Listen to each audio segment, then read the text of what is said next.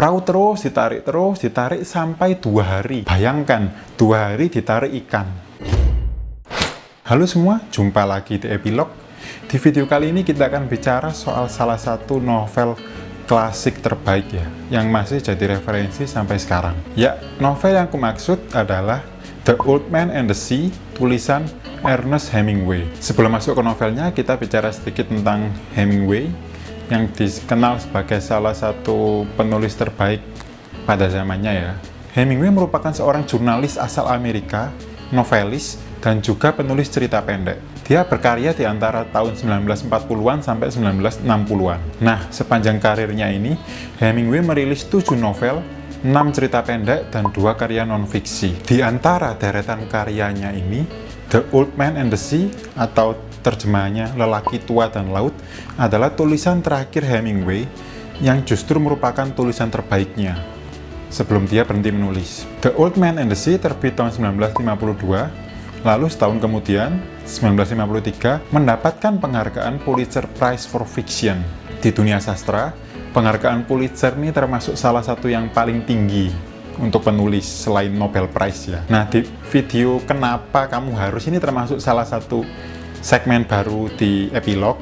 Jadi aku akan merekomendasikan buku-buku atau novel yang menurutku pribadi, menurut penilaianku, wajib layak dibaca oleh teman-teman semua. Lelaki Tua dan Laut ini adalah salah satunya menurutku. Kenapa? Novel ini termasuk pendek tapi menyisakan makna yang begitu dalam menurutku pribadi ya. Nah, pengalamanku membaca The Old Man and the Sea ini agak unik. Aku pertama kali membaca novel ini itu waktu masih kelas 2 SMA kalau nggak salah, atau kelas 1. Nah, waktu itu aku merasa novel ini kayak nggak sesuai selera aku gitu loh. Kayak apa sih ceritanya, cuma kakek-kakek mancing ke laut dapat ikan gede. Intinya memang cuma itu ceritanya. Tapi ketika aku membacanya ulang zaman kuliah akhir-akhir, ternyata pengalaman yang aku dapat berbeda gitu loh. Jadi pengalaman membacaku zaman SMA, awal SMA, dan zaman akhir kuliah itu ternyata beda. Maksudnya sisa-sisa aftertaste setelah membaca itu beda gitu loh yang aku rasakan. Aku tidak bermaksud memberi spoiler, tapi kurasa novel ini sudah banyak orang yang tahu karena sudah berusia 60 tahunan mungkin, 65 atau 65 sampai 70 tahunan. Jadi kurasa lebih baik mereview sedikit terbuka supaya memancing teman-teman untuk membaca gitu. Dikisahkan ada seorang pelaut tua bernama Santiago. Ini settingnya di daerah Havana, kalau nggak, di daerah Kuba, pelaut asal Kuba, Havana. Si Santiago ini termasuk pelaut tua yang tidak beruntung. Jadi ketika pelaut-pelaut lain bisa dengan mudah mendapatkan ikan, Santiago ini enggak. Ceritanya, si Santiago ini sudah melaut sepanjang 84 hari beruntun tanpa mendapatkan satu ikan pun. Saking tidak beruntungnya dia itu mendapat julukan atau istilah Salau ya, Salau. Kayaknya Salau ini adalah tidak beruntung yang paling tidak beruntung. Awalnya Santiago ini punya seorang murid muda, namanya Manolin.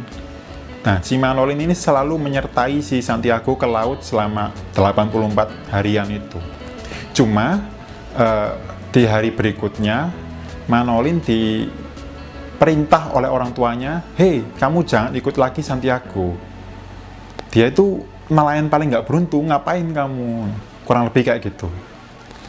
Jadilah, di hari ke-85, Santiago berangkat sendiri ke laut, tanpa bantuan Manolin. Jadi seorang nelayan tua berangkat sendiri ke laut untuk memancing ikan tanpa bantuan apapun. Nah, uniknya justru di hari ke-85 inilah Santiago mendapatkan ikan. Jadi dia membawa perahunya ke daerah Teluk. Siang hari settingnya, tak disangka-sangka di hari ke-85 ini tanpa partner, Santiago justru mendapatkan ikan. Ceritanya umpannya ini dimakan ikan besar yang Santiago yakin itu ikan marlin. Aku nggak tahu bahasa Indonesianya ikan marlin apa, tapi kayaknya sih tetap marlin ya, marlin kundang. Tapi karena ikannya begitu besar dan Santiago nggak punya partner, dan dia sudah tua, dia nggak kuat narik ikannya ke atas. Malah yang terjadi sebaliknya, ikannya inilah yang menarik perahu Santiago. Perahu terus ditarik sampai 2 hari. Jadi yang awalnya perahu Santiago ini di daerah Teluk, malah ketarik sampai ke tengah laut. Bayangkan, 2 hari ditarik ikan. Selama proses penarikan inilah ada kontemplasi ya yang dilakukan Santiago. Gimana dia memandang si ikan sebagai musuh, gimana dia menaruh respect kepada ikan ini. Pokok intinya selama 2 hari inilah cerita-cerita menarik, termasuk halusinasi Santiago itu jadi cerita utama itu. Dan itu yang asiknya di situ. Pada akhirnya si ikan menyerah, Santiago berhasil menariknya dan membunuhnya.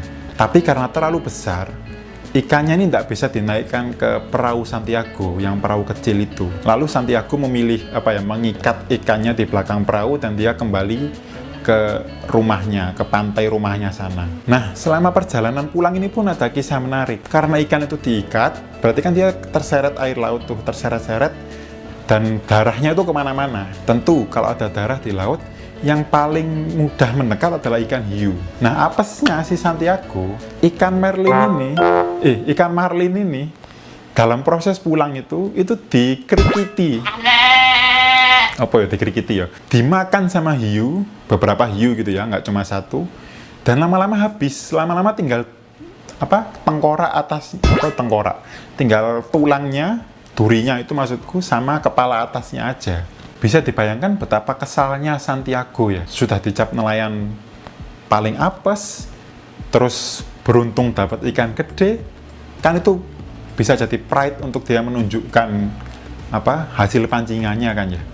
Ternyata si ikan habis dimakan hiu, tinggal tulang dan kepala doang. Yang unik dari novel ini adalah diskusi yang tersulut setelahnya.